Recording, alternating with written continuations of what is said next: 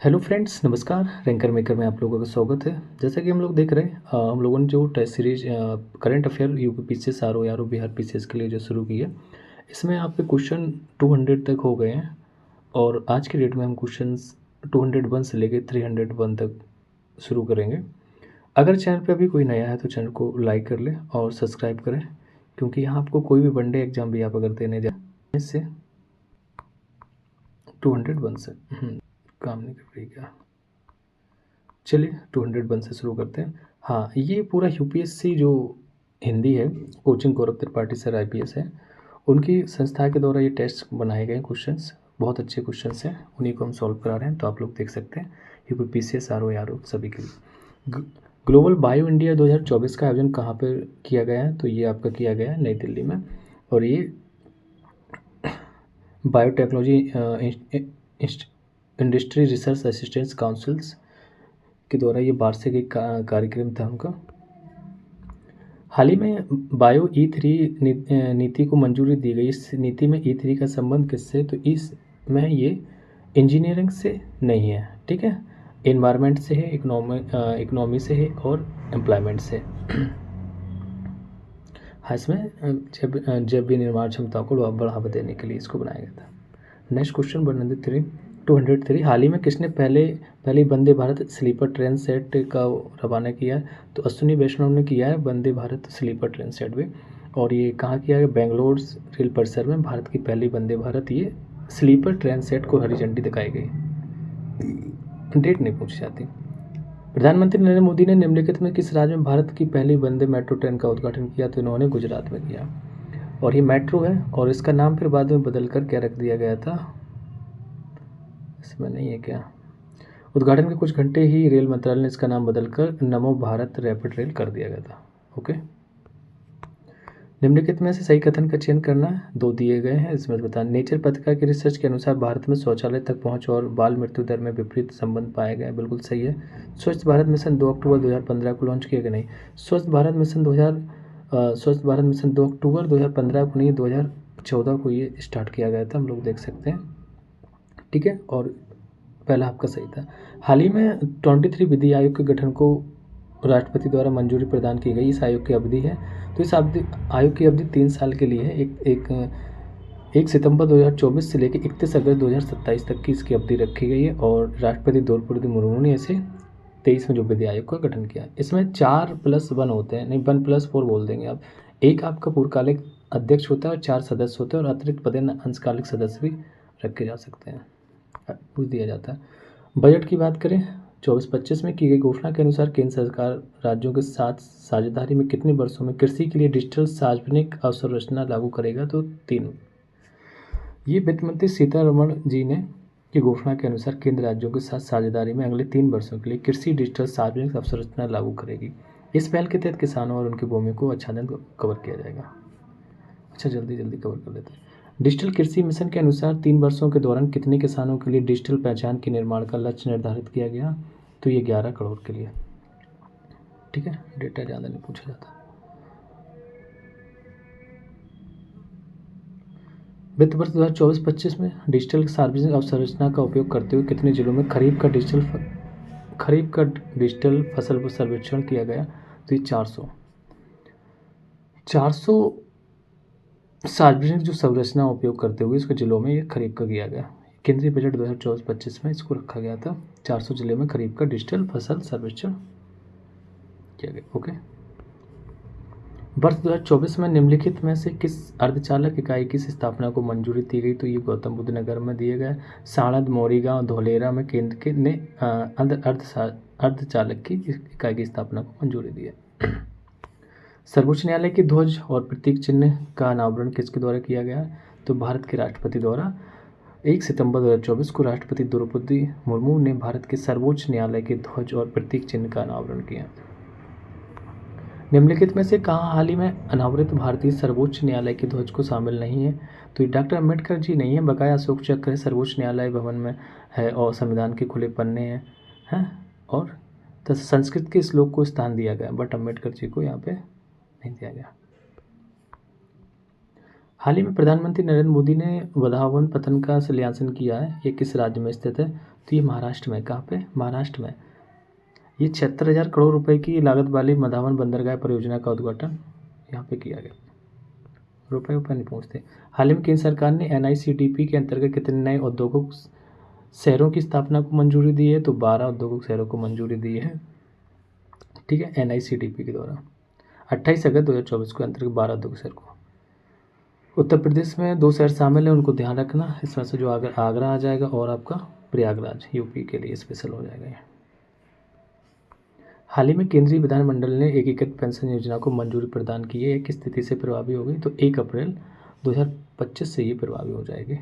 और इसमें क्या है, अभी अगले क्वेश्चन में आपको पता चल जाएगा, है ना, जितनी जॉब करेंगे उस हिसाब से रह गया। हाँ, मोदी जी की केंद्रीय मंत्रिमंडल की ये एकीकृत पेंशन योजना, UPS OPS कटा गया 1 अप्रैल 2025। एकीकृत पेंशन योजना की मुख्य विशेषताओं में शामिल सुनिश्चित न्यूनतम पेंशन योजना हेतु न्यूनतम कितने वर्षों के बाद सेवानिवृत्त पर 10,000 प्रति माह की सुनिश्चित पेंशन प्रदान की जाएगी? तो 10 वर्ष के। एकीकृत पेंशन योजना की मुख्य विशेषता में शामिल है कि 10 वर्ष की सेवा के बाद सेवानिवृत्त पर 10,000 रुपये प्रति माह सुनिश्चित पेंशन दिया जाएगा। हाल ही में केंद्रीय बजट 2024-25 में घोषित NPS बात्सल योजना के बारे में गलत कथन का चयन करना। ये प्रधानमंत्री ने नई दिल्ली में इस योजना को लॉन्च किया था, तो ये गलत है, हमें सही बताना है।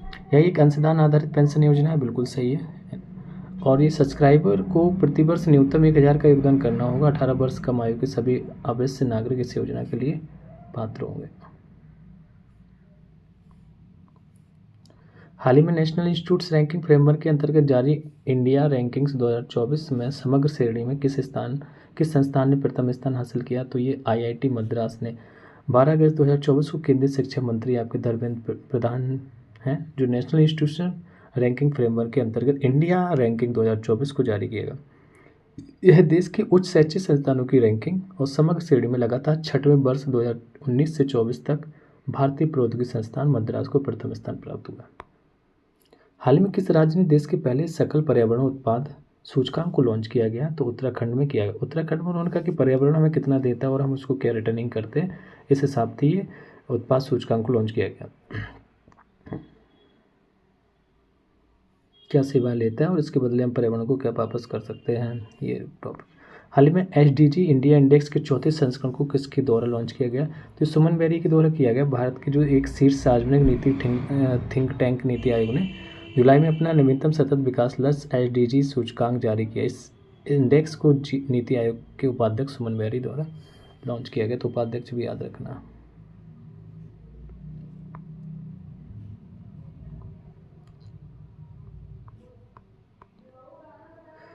SDG इंडिया इंडेक्स 2023-24 में राज्यों की संयुक्त रैंकिंग में किसे शीर्ष स्थान प्राप्त हुआ? तो ये AB मतलब दोनों, मतलब यहाँ पे केरल और उत्तराखंड को national institute for transforming India, जो नीति आयोग के नेशनल 2023-24 के लिए सतत विकास लक्ष्य मतलब SDG भारत में सूचकांक जारी किया। नीति आयोग द्वारा जारी SDG इंडेक्स 2023 में राज्यों की संयुक्त रैंकिंग में उत्तराखंड और केरल टॉप पर रहे हैं। हाँ, अगर हम बात करें उत्तर भारत की, तो अगर किसी भी दक्षिणी भारत में ये कोई मतलब राज्य जो कंपेयर किया जाए, तो यहाँ से उत्तर भारत से उत्तराखंड ही हर चीज़ों में डेवलप रहता है, किसी चीज़ भी आ जाए। हाल ही में केंद्र सरकार ने किस दिन को संविधान की हत्या दिवस मनाने की कोशिश बताया? तो 25 जून। पता है क्यों? क्योंकि इंदिरा गांधी ने 1975 में लगाए गए आपातकाल के दौरान सत्ता के दुरुपयोग के खिलाफ लड़ने वालों को सम्मानित किया। इस वजह, मतलब उस टाइम इंदिरा गांधी लगा था, तो संविधान हत्या दिवस मनाया। उन्होंने कहा कि संविधान का दुरुपयोग किया गया था, इस बेस पे इन्होंने ये दिन मनाना शुरू कर दिया। भारत सरकार ने किस दिन को हैदराबाद मुक्ति दिवस के रूप में मनाने की घोषणा की? तो 17 सितंबर मोदी जी का बर्थडे, और बेरोजगार दिवस, और उसके बाद आपका 17 सितंबर वो क्या होता है, विश्वकर्मा जयंती, और उसी दिन आपका ये मुक्ति दिवस हैदराबाद। थोड़ा सा देख लेते हैं, हिस्ट्री से रिलेटेड है। केंद्र सरकार ने 17 सितंबर, जिस दिन 1948 में हैदराबाद रियासत को भारतीय संघ में विलय हुआ था, को हैदराबाद मुक्ति दिवस के रूप में मनाने की घोषणा की। यह क्षेत्र 17 सितंबर 1948 को ऑपरेशन पोलो नामक पुलिस कार्रवाई के बाद निजाम के शासन से मुक्त हुआ था। निम्नलिखित में सही कथन का चयन करना है। हाल ही में वैश्विक इंडिया AI शिखर सम्मेलन का आयोजन नई दिल्ली में किया गया। इस शिखर सम्मेलन का आयोजन विज्ञान और प्रौद्योगिकी मंत्रालय द्वारा किया गया। तो यहाँ पे केवल पहला ही सही है, दूसरा गलत तो देख लेते हैं। हाल ही में वैश्विक इंडिया एआई शिखर सम्मेलन का आयोजन नई दिल्ली में भारत मंडपम में किया गया, बिल्कुल सही है। और इस सम्मेलन का आयोजन विज्ञान प्रौद्योगिकी मंत्रालय नहीं बल्कि केंद्रीय इलेक्ट्रॉनिकी और सूचना प्रौद्योगिकी मंत्रालय के द्वारा किया गया।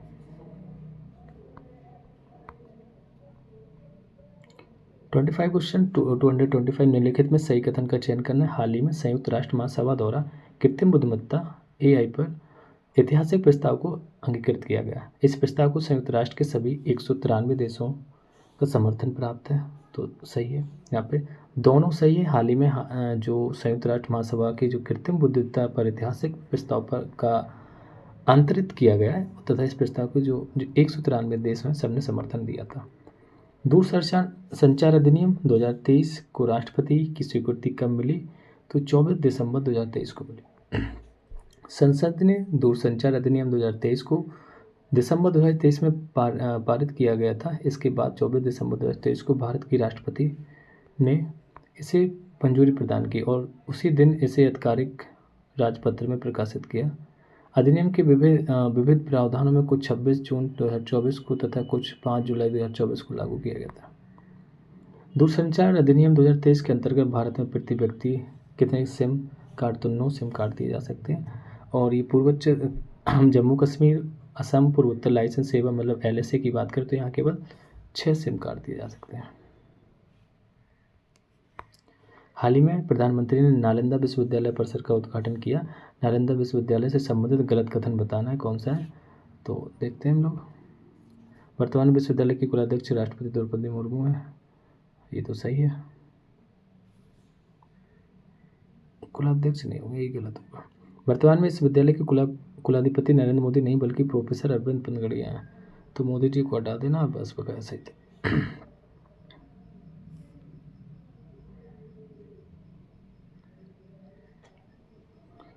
गलत बताना था। गलत कौन सा? डी वाला। अच्छा, डी इधर ही लिखा था। ओके, बकाया तीनों सही। कुमारगुप्त प्रथम ने नालंदा बिहार में नालंदा महावीर की स्थापना की थी, महाविहार की।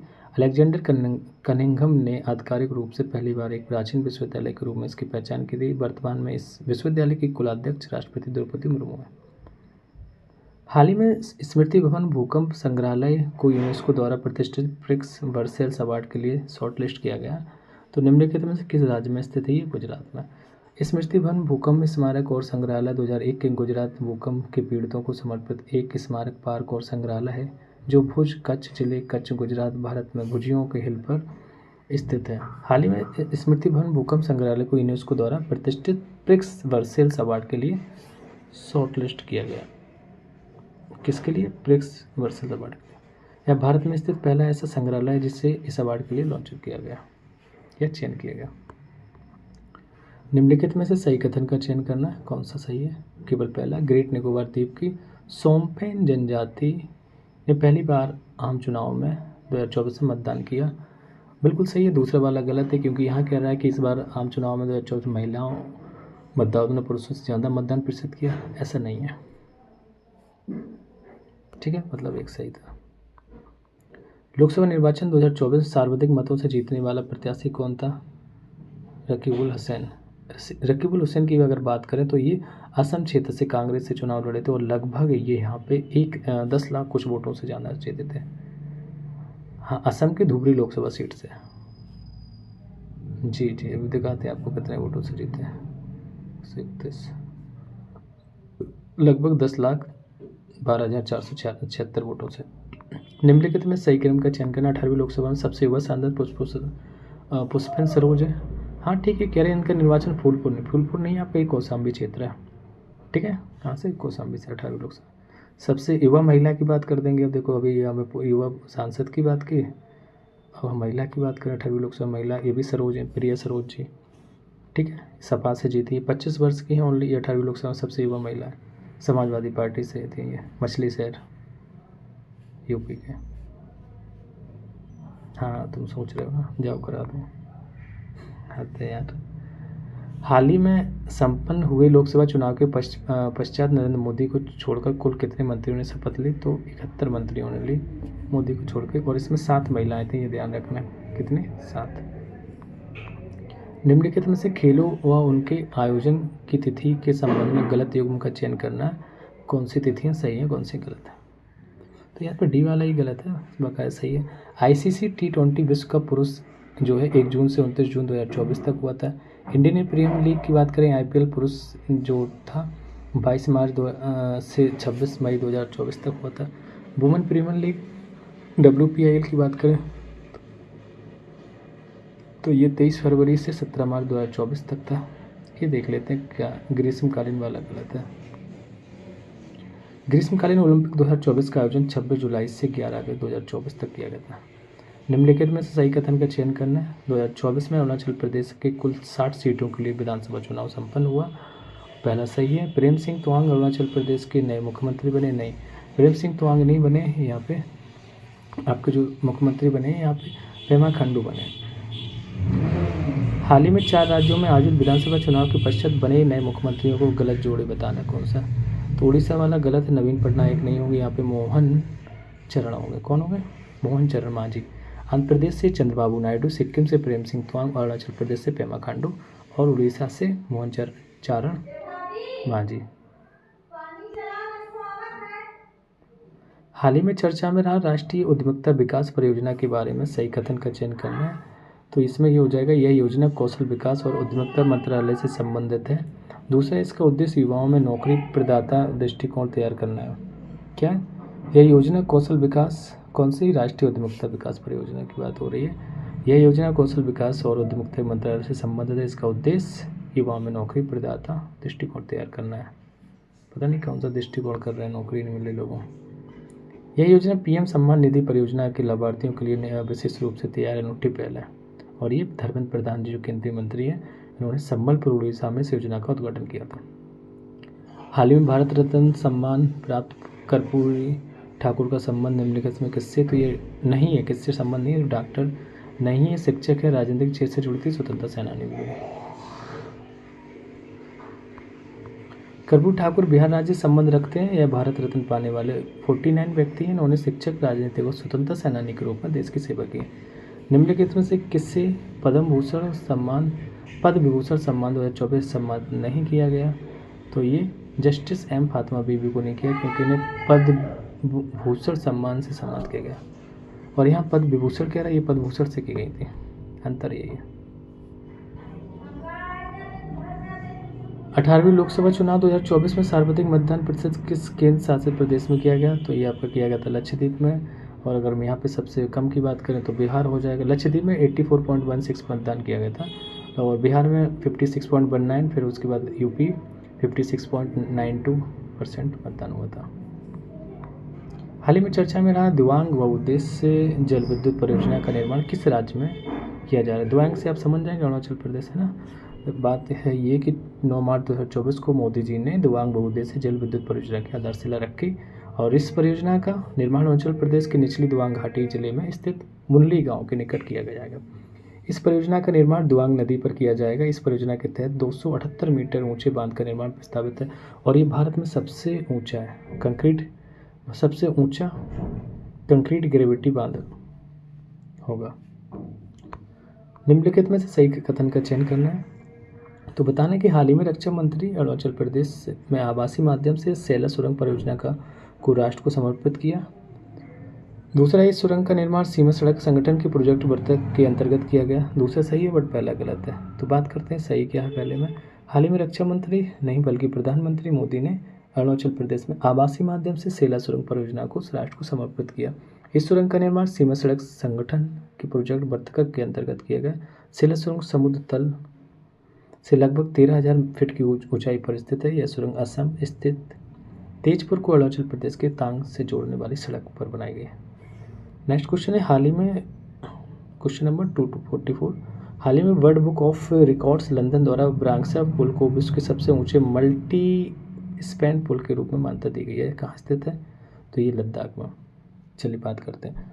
8 मई 2024 को world book of records London द्वारा लद्दाख स्थित ब्रांक्सा पुल को विश्व के सबसे ऊंचे मल्टी स्पैन पुल के रूप में मान्यता प्रदान की गई। यह पुल स्यूक नदी पर निर्मित है। पूछ दिया जाएगा किस नदी पर बना है। नेक्स्ट क्वेश्चन, निम्नलिखित में से सही कथन का चयन करना। लिखा है कि हाल ही में नरेंद्र मोदी द्वारा जोरहाट असम में लचित बरफुकन की चांदी की प्रतिमा का अनावरण किया। नहीं, चांदी नहीं, कांच का होगा, इस वजह से वो गलत है। तो इस प्रतिमा को सौर की मूर्ति नाम दिया गया।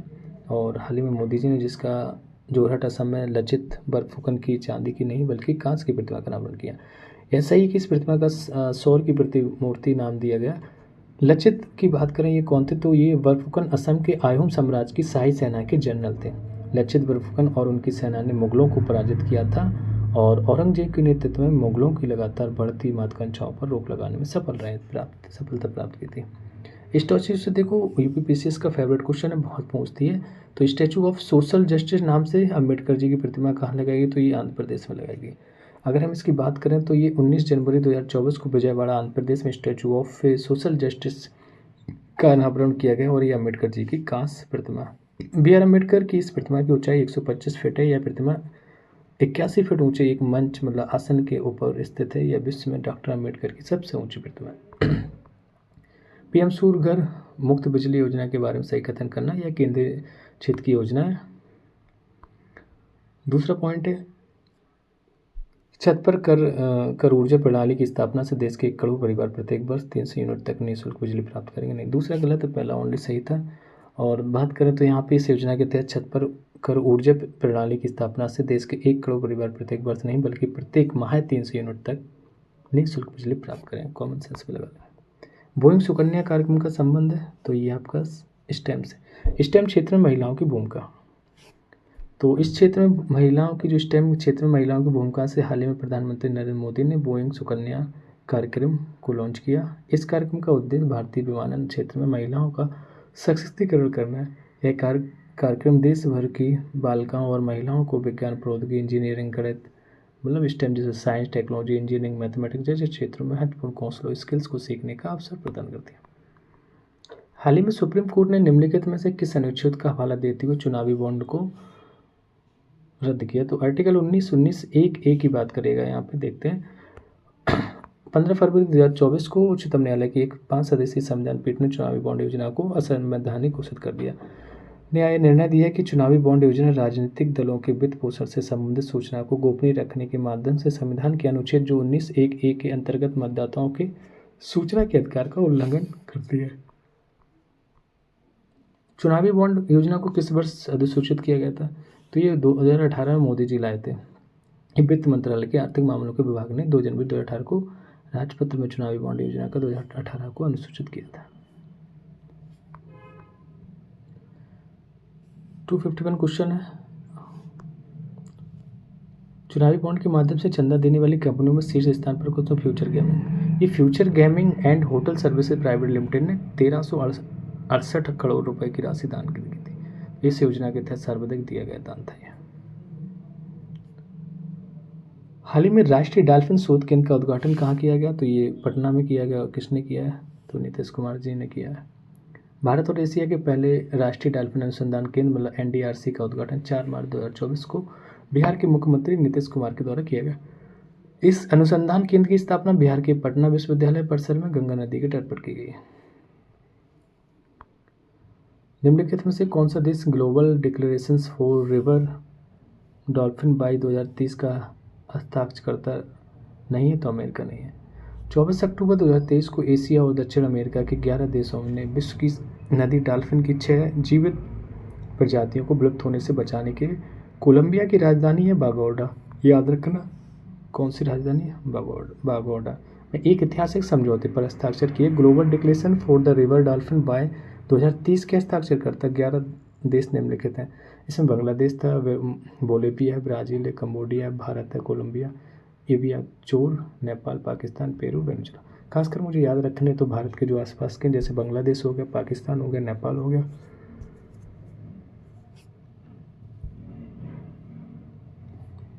ठीक है, नेक्स्ट देखते हैं। निम्नलिखित में से सही कथन बताने। हाल ही में राष्ट्रपति द्रौपदी मुर्मू ने सुदर्शन सेतु का उद्घाटन किया है। यह सेतु ओखा मुख्य भूमि को बेट द्वारका द्वीप से जोड़ता है। देखो ये मोदी जी ने किया है और राष्ट्रपति जी ने नहीं किया, तो यहाँ पे ऑप्शन केवल 2 वाला सही है।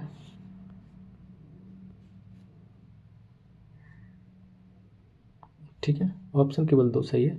इसको 25 फरवरी 2024 को मोदी ने सुदर्शन सेतु उद्घाटन किया। ओखा मुख्य भूमि बैंट तौर का द्वीप से जोड़ता है।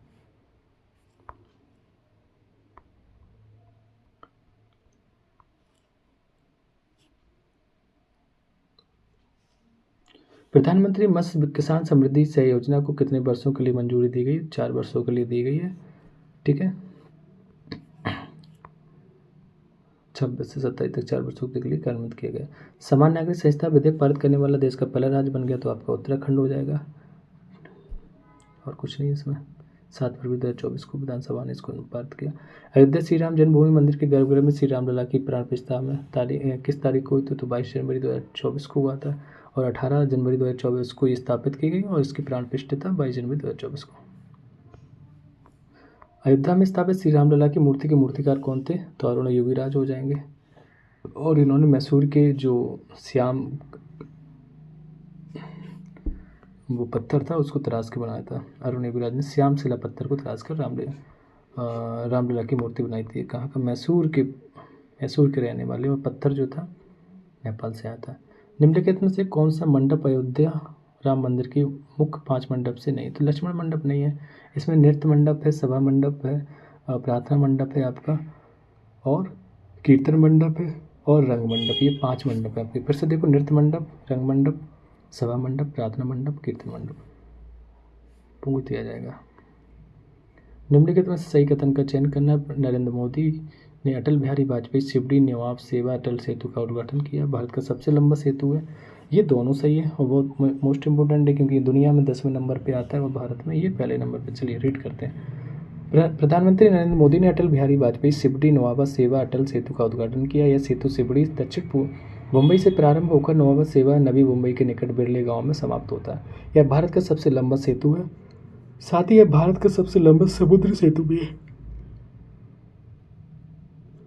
और विश्व का ये 12वां सबसे लंबा समुद्री सेतु है। मैं 10वां बोल गया था, वो 12वां।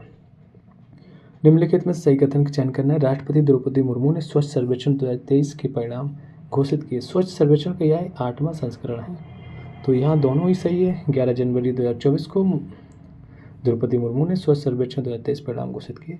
स्वच्छ सर्वेक्षण 2023 में 4477 शहरों का आकलन किया गया था, जिसमें 61 छावनी और 88 गांव किनारे बसे गंगा किनारे बसे शहर शामिल है।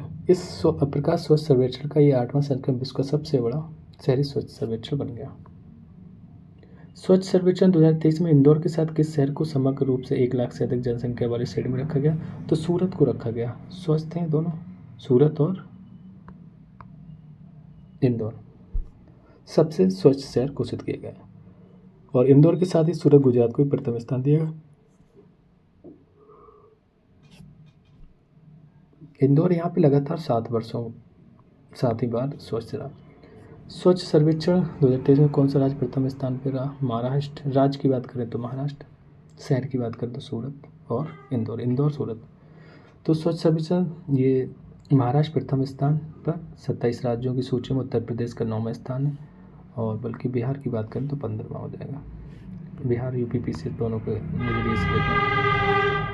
निम्नलिखित में सही कथन का चयन करना है। नवंबर 2023 में केंद्रीय मंत्रिमंडल ने नमो ड्रोन दीदी योजना को मंजूरी प्रदान की। यह एक केंद्रीय क्षेत्र की योजना है, तो बिल्कुल सही है, सी इज राइट है। 29 नवंबर 2023 को केंद्रीय मंत्रिमंडल ने नमो ड्रोन दीदी योजना को मंजूरी प्रदान की, और इस परिप्रेक्ष्य में 30 नवंबर 2023 को प्रधानमंत्री नरेंद्र मोदी ने प्रधानमंत्री महिला किसान ड्रोन केंद्र का शुभारंभ किया। यह एक केंद्रीय क्षेत्र की योजना है। इस योजना हेतु वर्ष 2024-25 से वर्ष 2025-26 की अवधि के लिए वित्तीय परिव्यय 1261 करोड़ निर्धारित किया गया। नमो ड्रोन दीदी योजना के तहत केंद्र सरकार कुल कितने चयनित महिला या स्वयं सहायता समूह को ड्रोन प्रदान करेगी? तो ये 15,000 लोगों को ये ड्रोन प्रदान करेगी। ये लोग किसानों को किराए पे देंगे, जिससे इनकी आय बढ़ेगी। निम्नलिखित में सही कथन का चयन करना है, और दोनों इसमें सही है कि अभ्यास भारत शक्ति 2024 तीनों भारतीय सेनाओं का फायरिंग और त्वरित कार्रवाई अभ्यास है। कौन सा अभ्यास? भारत शक्ति 2024 तीनों भारतीय सेनाओं का फायरिंग और त्वरित कार्रवाई अभ्यास है। इसका आयोजन राजस्थान के पोखरण में किया गया। अभ्यास भारत शक्ति 2024 भारतीय जल सेना, थल सेना, वायुसेना तीनों सेनाओं का फायरिंग और त्वरित कार्रवाई अभ्यास है, जिसका आयोजन पोखरण में किया गया। निम्नलिखित में सही कथन का चयन करिए। तो केवल यहाँ पे पहला सही है। विषाणु युद्ध अभ्यास 2024 नेशनल वन हेल्थ मिशन के तहत एक राष्ट्रीय मॉक ड्रिल है, और ये विषाणु युद्ध अभ्यास 2024 नेशनल वन हेल्थ मिशन के तहत महामारी की तैयारी से संबंधित है। इसका आयोजन राजस्थान के अजमेर में 27 से 31 अगस्त 2024 की मध्य किया जाएगा।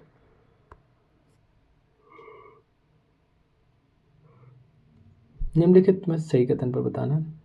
फ्रीडम एज 2024 एक त्रिपक्षीय बहुउद्देशीय अभ्यास है जिससे संबंधित देश है जापान, अमेरिका, उत्तर कोरिया। इसका आयोजन उत्तर कोरिया के जेजू द्वीप में 27 से 29 जून 2024 के बीच किया गया। तो इनमें से डी कोई भी सही नहीं था। फिर से इसको देखते हैं। फ्रीडम एज 2024 दक्षिण कोरिया नहीं, जापान, दक्षिण कोरिया, उधर उत्तर कोरिया लिखा था ना। दक्षिण कोरिया, जापान और अमेरिका के बीच पहला त्रिपक्षीय बहुउद्देशीय अभ्यास। इसका आयोजन दक्षिण कोरिया की दक्षिणी द्वीप जेजू में किया गया। ऑपरेशन कामधेनु की बात करें तो कामधेनु ये जम्मू कश्मीर से लाया गया। तो वहाँ की जो ऑपरेशन कामधेनु पशु तस्करी के रोकने से जम्मू कश्मीर पुलिस द्वारा लॉन्च किया गया था। असहयोग काईजिन 2024 संयुक्त सैन्य अभ्यास भारत के साथ किस देश के तटरक्षकों के बीच आयोजित हुआ? तो ये जापान के। असहयोग काईजिन 2024 का आयोजन चेन्नई में भारतीय और जापानी तटरक्षकों के बीच हुआ था।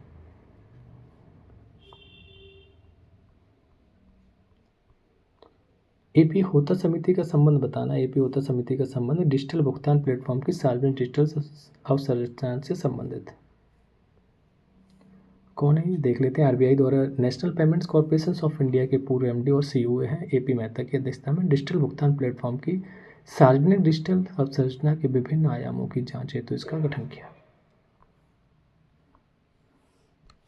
18वां दिव्य कला मेला का आयोजन कहाँ किया गया? तो झारखंड में किया गया।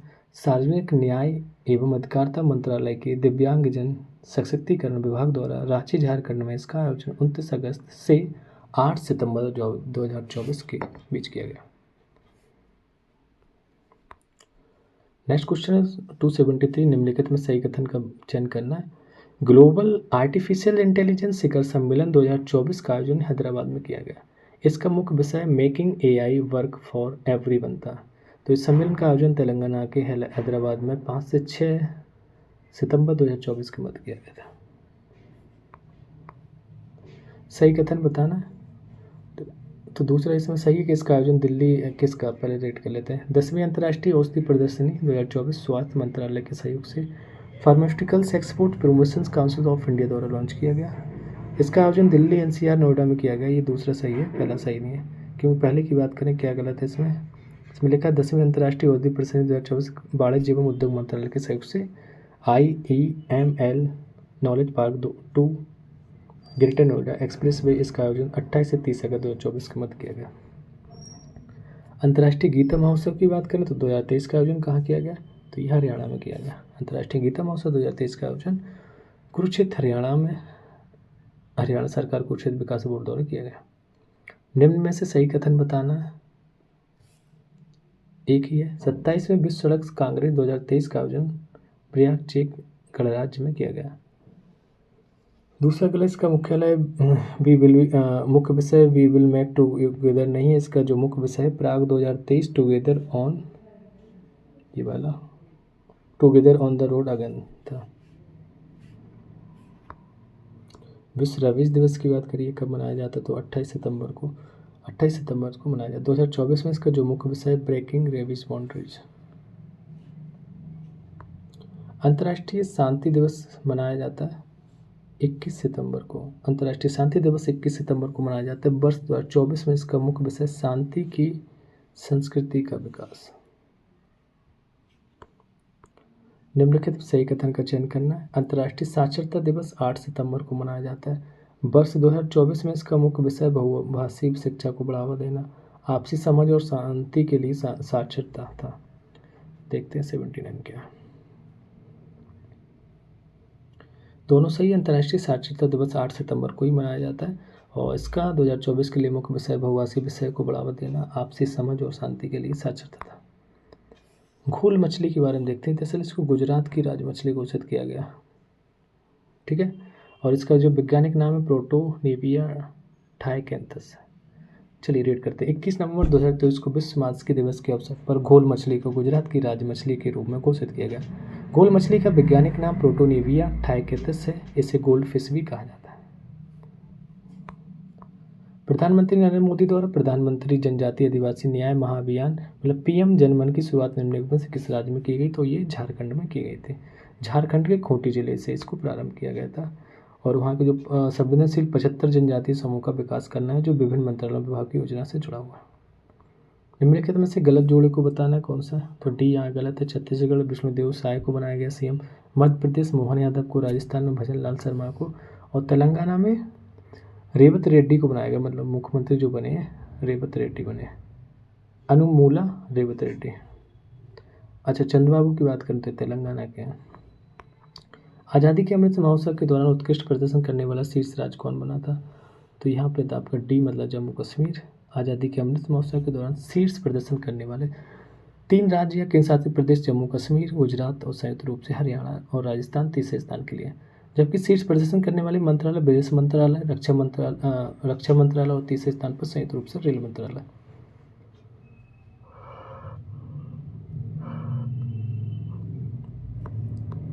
मेरा युवा भारत निम्नलिखित में किस प्रकार का एक मंच है? तो ये फिजिकल मंच है। 31 अक्टूबर 2023 को राष्ट्रीय एकता दिवस के अवसर पर प्रधानमंत्री मोदी ने नई दिल्ली स्थित कर्तव्य पथ पर देश के युवाओं के लिए मेरा युवा भारत माई भारत का मंच का शुभारंभ किया। यह युवा विकास और युवा नेतृत्व वाले विकास के लिए प्रौद्योगिकी द्वारा संचालित एक व्यापक संस्थागत तंत्र प्रदान करता है। मेरी माटी मेरा देश के बारे में गलत कथन की बताना है कौन सा? तो यहाँ पे बी वाला गलत है, बकाया 3 आपके सही हैं। देख लेते तीनों। यह एक देशव्यापी और लोकाभिमुख अभियान है जिसे भारत की स्वतंत्रता के 75 वर्ष पूर्ण होने के उपलक्ष्य में आयोजित किया गया। सी वाला देखते हैं। इस अभियान की टैगलाइन थी मिट्टी को नमन, वीरों को वंदन भी थी। जो डी में लिखा है इस अभियान का आयोजन केंद्रीय युवा कार्यक्रम और खेल मंत्रालय और केंद्रीय संस्कृति मंत्रालय द्वारा किया गया। आज़ादी के अमृत महोत्सव का उद्घाटन नहीं बल्कि समापन कार्यक्रम था। हाँ, निम्नलिखित में सही कथन करना क्योंकि उद्घाटन अब थोड़ी चलता रहेगा। 2 कथन है, दोनों सही। उत्तर प्रदेश सरकार के वन विभाग द्वारा गांगे डॉल्फिन का प्रदेश के जलीय जीव के रूप में मान्यता देने की घोषणा की गई है, तो ये सही है। दूसरा है उत्तर प्रदेश की राजमछली चितला। अब इस वजह से यूपी स्पेशल में ये जरूरी हो गया, तो आपको देखना जरूरी है कि एक्सप्लेनेशन है। अक्टूबर 2023 में उत्तर प्रदेश सरकार के वन विभाग द्वारा गांगे डॉल्फिन को प्रदेश के जलीय जीव के रूप में मान्यता देने की घोषणा की गई। ज्ञानतप की उत्तर प्रदेश की राजमछली चितला है। हाल ही में समक्का सरक्का केंद्रीय जनजातीय विश्वविद्यालय को कहाँ स्थापित किया गया? तो आपको पता है तेलंगाना में ही है। इसको हम समक्का सरक्का केंद्रीय जनजातीय विश्वविद्यालय में SSTCU एक सार्वजनिक केंद्रीय विश्वविद्यालय है। इसकी स्थापना केंद्रीय विश्वविद्यालय अधिनियम 2009 में संशोधन करके संसद के अधिनियम 2023 के अधिनियम 36 द्वारा मुलुक तेलंगाना और भारत में की गई।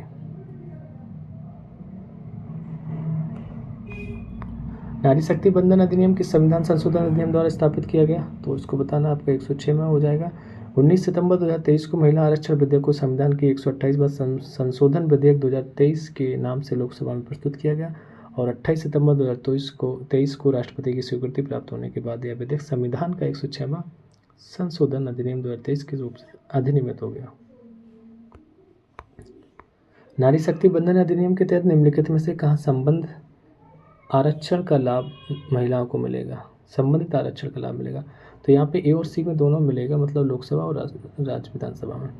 इस अधिनियम के माध्यम से लोकसभा, राज्य विधानसभा को और राष्ट्रीय राजधानी क्षेत्र दिल्ली की विधानसभा में महिलाओं के लिए कुल सीटों की 1/3 सीटों का आरक्षित करने का प्रावधान किया गया। बहुत बड़ी बात की गई है।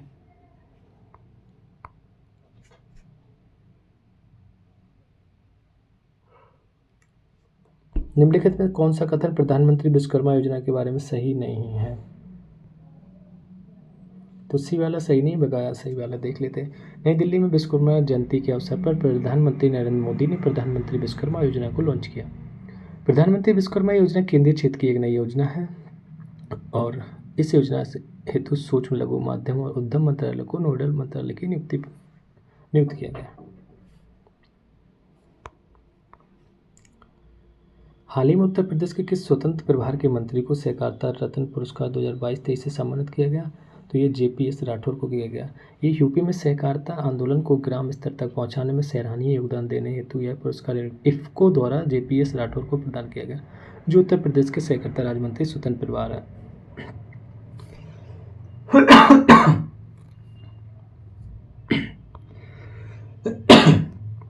हाल ही में भारत रत्न से सम्मानित MS स्वामीनाथन के बारे में सही कथन के बारे में बात करना है। तो दोनों ही सही। यहाँ पे इन्हें भारत में हरित क्रांति का जनक कहा माना जाता है। इन्हें प्रथम विश्व खाद्य पुरस्कार द्वारा प्रथम विश्व कृषि पुरस्कार से भी सम्मानित किया गया था। ठीक है, यही हाल ही में MS स्वामीनाथन को मरणोपरांत भारत रत्न से सम्मानित किया गया। इन्हें भारत में हरित क्रांति का जनक माना जाता है। इन्हें प्रथम विश्व खाद्य पुरस्कार तथा प्रथम विश्व कृषि पुरस्कार से भी सम्मानित किया गया था। इनका जन्म कुंभकोणम तमिलनाडु में हुआ था। हाल ही में गांधीनगर गुजरात में किसके द्वारा आयुष्मान भव अभियान का शुभारंभ किया गया? द्रौपदी मुर्मू के द्वारा किया गया और इसमें 13 सितंबर 2023 को वर्चुअल तरीके से किया गया। यह अभियान केंद्रीय स्वास्थ्य और परिवार कल्याण मंत्रालय की एक पहल है। इसका मकसद देश के हर गांव और कस्बे तक स्वास्थ्य सेवाएं पहुंचाना है। भारत के प्रथम सौर शहर का क्या नाम है? तो सौर शहर की बात करेंगे, सांची हो जाएगा। ये मध्य प्रदेश के रायसेन जिले में स्थित है। सांची शहर भारत का पहला सौर शहर है जो 6 सितंबर 2023 को मध्य प्रदेश के मुख्यमंत्री शिवराज सिंह चौहान थे 23 में ने इसे सोलर सिटी के रूप में लोकार्पण किया। को सोलर सिटी बनाने का मकसद देश के कार्बन डाइऑक्साइड उत्सर्जन को कम करना।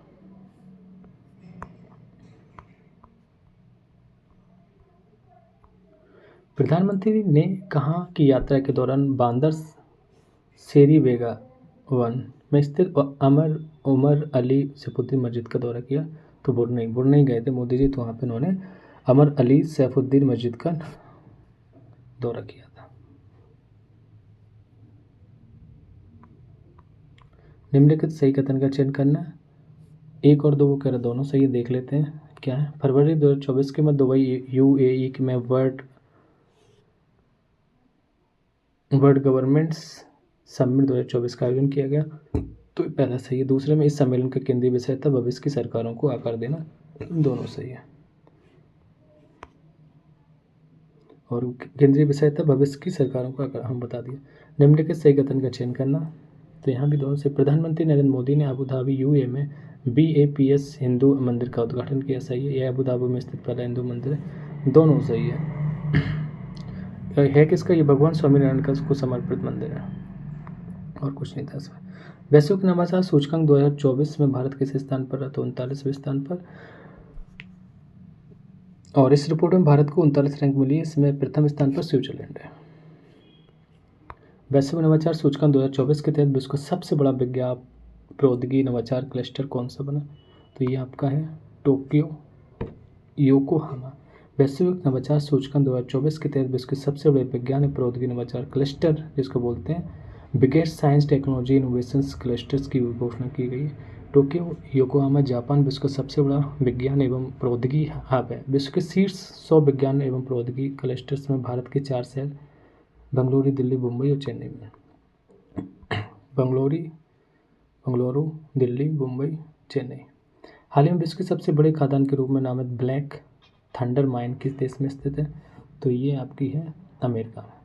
Black thunder coal mine America में के व्योमिंग राज्य में एक सतही कोयला खदान है जो पाउडर रिवर बेसिन में स्थित है। यह दुनिया में कोयले के सबसे बड़े भंडारों में से एक है। आई होप आप लोगों को ये सीरीज पसंद आ रही होगी। और ये पार्ट 3 में हमने 300 क्वेश्चन तक कवर हो गया। पार्ट 1 100 क्वेश्चन, पार्ट 2 में 100 थे, पार्ट 3। तो आप लोग चैनल को लाइक करें और सब्सक्राइब कर दीजिए। मिलते हैं नेक्स्ट क्लास में। Thank you for watching.